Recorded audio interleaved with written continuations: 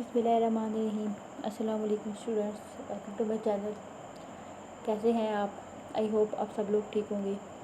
तो हमारी CS 101 introduction to computing की असाइनमेंट नंबर 3 अनाउंस हो चुकी है और इस असाइनमेंट के 15 टोटल मार्क्स हैं और इसकी जो लास्ट डेट है वो 2 अगस्त है। और इस असाइनमेंट में उन्होंने हमें 2 क्वेश्चन दिए हुए हैं, तो इन दोनों क्वेश्चंस का मैं आज आपको सलूशन प्रोवाइड करूँगी और साथ एक्सप्लेन भी करूँगी कि क्या इस सलूशन में है और क्या नहीं। तो क्वेश्चन की तरफ चलते हैं। क्वेश्चन नंबर 1 हमारे पास है, इसके हमारे पास 3 मार्क्स हैं और क्वेश्चन नंबर 2 के हमारे 12 मार्क्स हैं। तो क्वेश्चन नंबर 1 में उन्होंने कहा है कि as you know documentation helps in understanding the software system, यानी कि जो है जैसा कि हमें पता है कि जो डॉक्यूमेंटेशन है वो सॉफ्टवेयर सिस्टम की अंडरस्टैंडिंग में हेल्प करती है, बेहतर तरीके में उसे समझने में।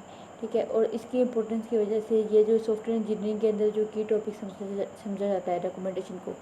और उन्होंने जो क्वेश्चन में हमसे वो क्या चाहते हैं कि उन्होंने हमें जो स्क्रीन शॉट्स दिए हुए हैं 3, और उन्होंने कहा है कि इसमें जो वेरियस डॉक्यूमेंट टाइप जो है वेरियस डॉक्यूमेंट टाइप से रिलेटेड हैं।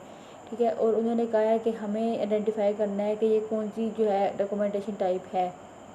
जो हमारी ये असाइनमेंट में जो उन्होंने 3 जो हमें स्क्रीनशॉट्स दिए हुए हैं, इनमें से हमने एग्जैक्ट जो डॉक्यूमेंटेशन टाइप है वो हमने बतानी है।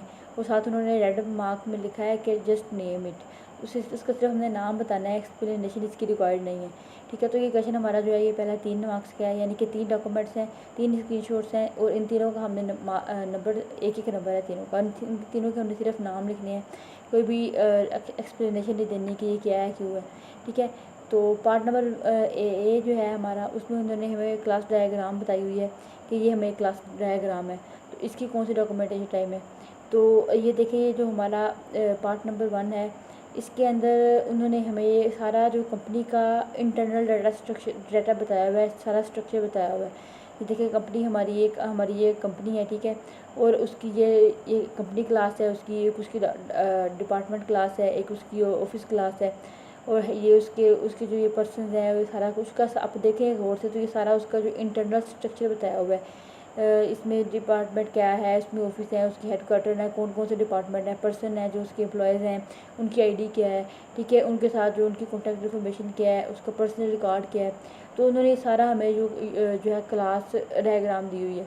तो इस क्लास डायग्राम को अगर आपको मतलब कि अगर आपको डॉक्यूमेंट टाइप्स का पता है, आपने पढ़ी हुई है, तो आपको पता लग जाएगा ये जो हमारी ये है ये हमारी सिस्टम डॉक्यूमेंटेशन है। जो पार्ट नंबर ए में ना हमारी सिस्टम डॉक्यूमेंटेशन दी हुई है, क्योंकि जो सिस्टम डॉक्यूमेंटेशन में जो है उन्होंने हमें हमारी जो पूरा इंटरनल स्ट्रक्चर बताया होता है उसकी वर्किंग का। तो हमारा जो पार्ट नंबर ए का जो आंसर है वो हमारा हमारा सिस्टम डॉक्यूमेंटेशन होगा। तो पार्ट नंबर 2 देखें आप लोग। तो पार्ट नंबर 2 में उन्होंने हमें ये एक फिगर दिया हुआ है, उसमें बताया हुआ है कि ये हमारा इंस्टॉलेशन सर्वर है, ये उसकी भी जो है डिस्ट्रीब्यूशन सर्विस है, ये उसका एडमिनिस्ट्रेटर है और उसमें ये क्लाइंट है। तो इसको अगर आप गौर से देखें मतलब ये क्या है, तो इसमें जो डॉक्यूमेंटेशन टाइप उन्होंने बताई हुई है, ये किस डॉक्यूमेंटेशन टाइप से ये लिया गया होगा, ये टेक्निकल डॉक्यूमेंटेशन टाइप से लिया गया होगा। इसमें सारी टेक्निकल डिटेल बताई हुई है कि इसको आपने कैसे इंस्टॉल करना है। ठीक है, उसके अंदर सर्विस, उसकी डिस्ट्रीब्यूशन सर्विसेज कौन सी हैं, उसके एडमिनिस्ट्रेटर कौन सी हैं, ठीक है, वो कैसे वर्किंग कर रहे हैं। तो ये जो हमारा जो पार्ट नंबर बी है, ये हमारा जो है टेक्निकल डॉक्यूमेंटेशन है।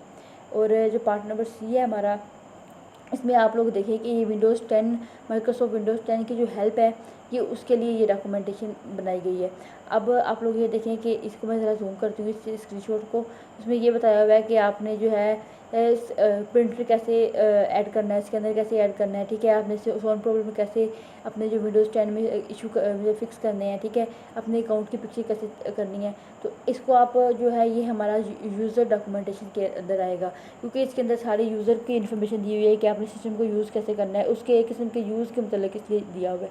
तो ये जो हमारा सी पार्ट है, ये हमारा यूज़र डॉक्यूमेंटेशन है। ठीक है, तो मैंने इस जो क्वेश्चन फाइल आई थी, इसको मैंने ऑनलाइन जो है MS वर्ड में जो कन्वर्ट किया है, तो उस सोल्यूशन में आपको एक दफ़ा दिखा देती हूँ कि उस सोल्यूशन में मैंने क्या लिखा है। पार्ट नंबर ए में मैंने जो है यूज़र डॉक्यूमेंटेशन है, पार्ट नंबर बी हमारा टेक्निकल डॉक्यूमेंटेशन है और पार्ट सी हमारा जो part number A system documentation, part B technical documentation और पार्ट सी जो है हमारा ये यूज़र डॉक्यूमेंटेशन है। ठीक है, तो आप एज इट इज़ ये आंसर लिख दें या आप बेशक पिक्चर लगा के साथ आंसर लिख लीजिए, आप पे है, लेकिन आपको बेशक क्वेश्चन नाम लिखें, आपका आंसर हो जाएगा। ठीक है, तो क्वेश्चन नंबर 2 की तरफ चलते हैं। क्वेश्चन नंबर 2 के जो है हमारे पास 12 मार्क्स है। ठीक है, और उसमें उन्होंने हमें 6 क्वेरीज दी हुई हैं और उन 6 क्वेरीज में पर क्वेरी जो है हमारे 2 मार्क्स हैं। ठीक है, तो उसमें हम क्वेश्चन पढ़ते हैं। क्वेश्चन में ये है कि एक जो एक्स वाई, तो जो हमारा पार्ट नंबर सी है उसमें उन्होंने बोला हुआ है कि पार्ट नंबर जो क्वेश्चन बी है यानी कि 2 है, उसमें कहा है कि एक एक्स वाई जी फोर्स है, उसने जो है न्यू वैकेंसीज अनाउंस की हैं अपने वेरियस डिपार्टमेंट्स में। ठीक है, और बहुत सारे कैंडिडेट्स ऐसे हैं जो इस फोर्स इसमें जो है ना वैकेंट पोजीशन पे अप्लाई करेंगे डिफरेंट डिपार्टमेंट में। तो हमने जो है कैंडिडेट जो है उन्होंने जो candidate will select based on their age, degree and experience, यानी कि अपनी जो एज, डिग्री और एक्सपीरियंस के बेस पे उन्होंने जो है कैंडिडेट सेलेक्ट किए जाएंगे। ठीक है, तो उन्होंने हमें 2 टेबल्स दिए हुए हैं और कह रहे हैं कि analyse the given tables showing the information of different candidate and department, यानी कि जो है उन्होंने हमें नीचे इस जो 2 टेबल्स दिए हुए हैं इसकी जो इन्फॉर्मेशन है उसको एनालाइज करने हैं, क्योंकि एक हमारा टेबल है कैंडिडेट्स नाम का और एक है हमारा डिपार्टमेंट नाम का। और हमें जो भी उन्होंने जो क्वेरीज दी हुई हैं हमने वो मतलब वो क्वेरीज फाइंड करनी है कि हम उस क्वेरीज को यूज़ करके हम कैसे इन्फॉर्मेशन को एक्सट्रैक्ट कर सकते हैं या उस क्वेरीज का हमने आंसर देना है। ठीक है, तो हमारे पास जो पहला कैंडिडेट टेबल है उसके अंदर उन्होंने जो हमें फील्ड दी हुई है candidate ID, first name, last name, city, age, degree, experience और नीचे सारी इन्फॉर्मेशन दी हुई है। ठीक है, नंबर 1 टेबल हमारा ये है और जो नंबर 2 हमारा टेबल है उसमें उन्होंने डिपार्टमेंट नाम का टेबल है। ठीक है, और उसके अंदर जो फील्ड है हमारी वो हमारे पास डिपार्टमेंट आईडी है, डिपार्टमेंट नेम है, जॉब टाइटल, वैकेंसीज और लोकेशन, ये सारा इन्फॉर्मेशन दी हुई है। ठीक है, उन्होंने इस तरह सेव की हुई है इसमें इन्फॉर्मेशन और उन्होंने हमें क्यूरीज लिखने को बोला हुआ है। तो क्यूरी नंबर 1 जो है वो 6 क्यूरीज हैं और हर क्यूरी के हमारे पास 2 मार्क्स हैं। तो हम ऐसे करते हैं, हम एक टेबल को यहाँ पे ओपन कर लेते हैं ताकि आसानी हो जाए आपको समझाने में। टेबल को यहाँ पे ओपन कर लेते हैं और क्यूरीज को हम वहाँ पे ओपन कर लेते हैं। क्यूरीज का आंसर आपको बताती हूँ मैं। अच्छा, पहले हमारी क्यूरी है, पहले हमें जो क्वेश्चन हमारा है वो कह रहे हैं कि राइट अ क्यूरी, यानी कि क्यूरी राइट करें टू सेलेक्ट द डिपार्टमेंट्स को सेलेक्ट करने के लिए। ठीक है, with 5 vacancies from the department table, यानी कि डिपार्टमेंट टेबल में से आप जो है एक ऐसी क्यूरी लिखें जो कि जो है डिपार्टमेंट टेबल में से उन डिपार्टमेंट्स को सिलेक्ट करें जिसमें 5 वैकेंसीज हैं। ठीक है, यानी कि जिसमें 5 वैकेंसीज हैं। तो इसके लिए हम क्या करेंगे, हम सबसे पहले सिलेक्ट की क्यूरी लगाएंगे। ठीक है, सिलेक्ट की क्यूरीज का सिंटैक्स ऐसा है कि पहले सिलेक्ट आता है, उसके बाद कॉलम नेम आता है। ठीक है, तो उन्होंने हमें कहा है कि सिलेक्ट दी कॉलम डिपार्टमेंट्स, यानी कि हमने डिपार्टमेंट को सिलेक्ट करना है। तो डिपार्टमेंट्स का जो कॉलम नेम देखेंगे कि कॉलम नेम क्या है, एग्जैक्ट नेम लिखना होता है हमने। ठीक है, तो डिपार्टमेंट्स का जो कॉलम नेम है वो है डिपार्टमेंट नेम। ठीक है, तो हम यहाँ पे डिपार्टमेंट नेम लिख देंगे। ठीक है, सिलेक्ट के बाद हम जो कॉलम लिखने होते हैं कॉलम लिख लेंगे। उसके बाद हमने उसके बाद फ्रॉम में टेबल का नाम लिखना होता है। ठीक है, तो हमारे पास जो टेबल है उन्होंने कहा थी from the table department table में से हमने सेलेक्ट करना है, तो हमने फ्रॉम डिपार्टमेंट्स लिख दिया। उसके बाद हमने सारे नहीं करने, हमने सिर्फ उन जो है फील्ड्स को सिलेक्ट करना है, उन रोज़ को सिलेक्ट करना है जिसमें 5 वैकेंसीज मौजूद है। तो हम यहाँ पे वेयर की क्लास लगा देंगे, यानी कि where vacancies is equal to 5, यानी कि जहाँ पे वैकेंसीज 5 है वहाँ के जो है डिपार्टमेंट नेम जो है वो शो करवा दो। ठीक है, डिपार्टमेंट टेबल के अंदर से। अब जब हम क्यूरी लगाएंगे तो डिपार्टमेंट टेबल में जो है हमें जिस जो है कॉलम की वैकेंसीज 5 होंगी वो हमें शो हो जाएंगी। तो इसके लिए हमारे पास ये वैकेंसीज 5 हैं इसकी, तो इसका आईटी शो हो जाएगा हमें डिपार्टमेंट नेम के अंडर। ठीक है, और इसकी वैकेंसी 5 है तो हमारे पास GIS जो है डिपार्टमेंट नेम ये शो हो जाएगा, वैकेंसीज इसकी 5 है। ठीक है, तो ये हमारी क्यूरी नंबर 1 होगी।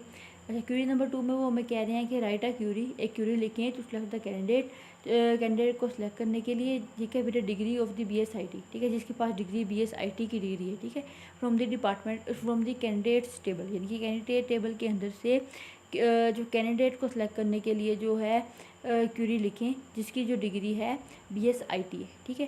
तो इसके लिए हमने कैंडिडेट टेबल को लिखना है। कैंडिडेट टेबल के अंदर जिसकी इसकी डिग्री IT है ना, BSIT, वो कैंडिडेट सेलेक्ट हो जाएंगे, ठीक है। तो ये देखें, ये BSIT ये है, ये सिलेक्ट हो जाएगा, ठीक है। और ये BSIT इसकी डिग्री है, तो जहाँ पे BSIT की डिग्री होगी वो सिलेक्ट हो जाएगी। और इसकी क्यूरीज आप कैसे लिखेंगे, इसकी क्यूरीज आप ऐसे लिखेंगे, ठीक है। Write a query to select the candidates, ठीक है। हमने कैंडिडेट्स को सिलेक्ट करना है, ठीक है। और उसके बाद हम सिर्फ कैंडिडेट को सिलेक्ट करेंगे तो वो कोई हमारे पास लॉजिक नहीं बनेगी, तो हम उसकी पूरी इन्फॉर्मेशन को हमने सिलेक्ट करना है। मतलब कि हम उसकी एज भी सिलेक्ट करेंगे, उसका एक्सपीरियंस भी सिलेक्ट करेंगे, उसका सिटी भी, ठीक है। उसके जो है last name, first name, candidate ID, तो सारा उसकी इन्फॉर्मेशन।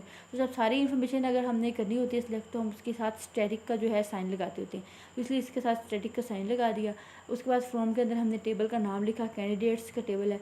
और उसके बाद हमने कंडीशन लगा दी, सिर्फ वो कैंडिडेट सेलेक्ट करो जिनकी डिग्री जो है इक्वल टू BSIT है, ठीक है। BSIT डिग्री वाले से कैंडिडेट सेलेक्ट हो जाएंगे और उनके जो जितनी भी कॉलम्स हैं वो सारे सिलेक्ट हो गए, यानी कि उसकी एज वगैरह, उसकी एक्सपीरियंस, उसका फर्स्ट नेम, लास्ट नेम, उसका कैंडिडेट ID, ठीक है। तो ये एक जो है क्यूरी ये होगी। अच्छा, क्यूरी नंबर 3 है, वो कहना है कि राइट अ क्यूरी, ऐसी क्यूरी लिखें जो शो करने के लिए तमाम candidates with no experience from the table candidate, यानी कि वो कैंडिडेट सेलेक्ट करो जिसका कोई भी एक्सपीरियंस नहीं है, ठीक है। तो हम इसके लिए करेंगे कि select all from the candidate, और सिर्फ क्लास में चेंज करेंगे जिसका एक्सपीरियंस 0 है वो सिलेक्ट कर लो, ठीक है। तो यहाँ इससे ऐसे होगा, इस क्यूरी से ऐसे होगा कि हमारे पास इसका एक्सपीरियंस 0 है ना, अली उमर का, तो ये सिलेक्ट हो जाएगा, इसकी इस तमाम सारी इन्फॉर्मेशन सेलेक्ट हो जाएगी, ठीक है। और इसके बाद इसका एक्सपीरियंस 0 है, ठीक है, फरहान सईद का, तो इसकी भी ये सारी इन्फॉर्मेशन जो है सेलेक्ट हो जाएगी उस क्यूरी लगाने से, ठीक है। क्यूरी नंबर 3 हमारी होगी। अच्छा, क्यूरी नंबर 4 की तरफ चलते हैं। क्यूरी नंबर 4 में है कि write the query to identify, ठीक है। आइडेंटिफाई क्यूरी लिखें आइडेंटिफाई करने के लिए ऑल दी पोस्ट, तमाम पोस्ट जो कि लाहौर में ऑफर की जाती हैं, ठीक है, from the column location in the department table, ठीक है। वो कह रहे हैं कि जो है ना जो है आइडेंटिफाई करने के लिए क्यूरी लिखें जो कि लाहौर में जितनी भी पोस्ट ऑफर हो रही हैं वो आइडेंटिफाई करें, ठीक है, वो क्यूरी। तो इसके लिए हम ऐसे करेंगे कि सेलेक्ट करेंगे और हमने जो है जॉब टाइटल लिखना है सिर्फ इसमें, सिर्फ क्योंकि उन्होंने हमें ये बोला हुआ है कि आपने सिर्फ पोस्ट आइडेंटिफाई करनी है, ठीक है। तो हमें जॉब टाइटल के अंदर हमें हमारे पोस्ट का पता है कि वो कौन सी पोस्ट है। जॉब टाइटल के अंदर ये देखें, ये हमारे पास ये जॉब टाइटल है, ठीक है। ये हमारे हमें शो हो जाएंगे, जो लाहौर में जो भी जो है जॉब्स अवेलेबल हैं उनके वो शो हो जाएंगे हमारी। तो हम वो क्यूरी लिखेंगे तो हमारे पास ये शो हो जाएगा, और एक ये QA इंजीनियर शो हो जाएगा, और एक GIS एनालिस्ट शो हो जाएगा, ठीक है। तो क्यूरी नंबर 4 हमारी होगी। क्यूरी नंबर 4 हम ये कि department select job title from table का नाम आ जाएगा, वेयर क्लास के अंदर जो location is equal to Lahore, ठीक है। क्यूरी नंबर 5, क्यूरी नंबर 5 में ये क्या है, write a query to display all the information, यानी कि क्यूरी लिखी जो तमाम इन्फॉर्मेशन जो है डिस्प्ले करे under the department name and job title, ठीक है। और किस टेबल में से, डिपार्टमेंट टेबल के अंदर। अच्छा, ये थोड़ी सी ट्रिकी हमारी क्यूरी है। उसके अंदर ये कहना है कि तमाम इन्फॉर्मेशन, ठीक है, तो वो तमाम इन्फॉर्मेशन जो कि डिपार्टमेंट नेम और जॉब टाइटल के अंडर आ रही है, ठीक है। तो इसके लिए हम तमाम इन्फॉर्मेशन नहीं सेलेक्ट करेंगे, हम सिर्फ वो इन्फॉर्मेशन हमने वो डिस्प्ले करवानी है जिसका जो है जो डिपार्टमेंट नेम और जॉब टाइटल के अंडर आ रही है, ठीक है। तो ये देखें कि इसके लिए हम सेलेक्ट करेंगे डिपार्टमेंट नेम और जॉब टाइटल, ठीक है, फ्रॉम द डिपार्टमेंट्स, ओके। अब इससे ये होगा कि हमारे पास जो है ये इसके डिपार्टमेंट नेम के अंडर ये इन्फॉर्मेशन है, ये शो हो जाएगी, और जॉब टाइटल के अंदर ये इन्फॉर्मेशन है तो ये शो हो जाएगी, ठीक है। इसमें वेयर वगैरह की कोई क्लास नहीं है, तो ये इस वेयर की क्लास नहीं लगाएंगे हम, ठीक है। ये क्यूरी होगी। उसके बाद नेक्स्ट है राइट अ क्यूरी, एक क्यूरी लिखें to display all the information under the department name and vacancy, बाकी सारा सेम है, इसमें सिर्फ वैकेंसी का फ़र्क है।